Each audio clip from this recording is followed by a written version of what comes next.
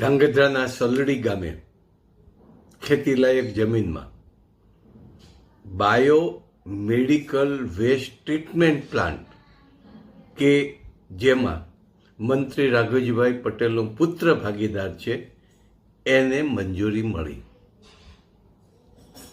ચિનુભાઈ કાથરોટિયા, આપનું સ્વાગત કરું છું.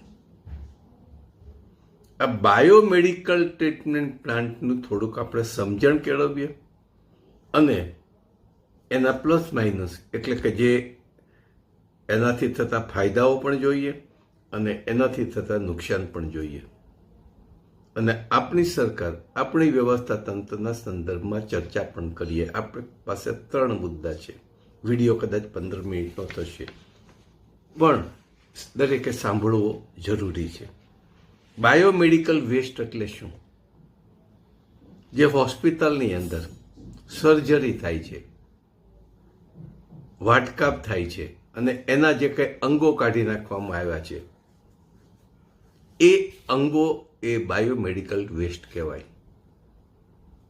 સર્જરી દરમિયાન રૂ છે, પાટાઓ છે, સિરિંજ એટલે કે પ્લાસ્ટિકની જે વસ્તુઓ છે જે વપરાઈ ગયા પછી ફેંકી દેવામાં આવે છે એને પણ બાયોમેડિકલ વેસ્ટ કહેવાય છે. આ બધું સમગ્ર ગણીને બાયોમેડિકલ વેસ્ટમાંથી એને ટ્રીટમેન્ટ પ્લાન્ટ બનાવે છે.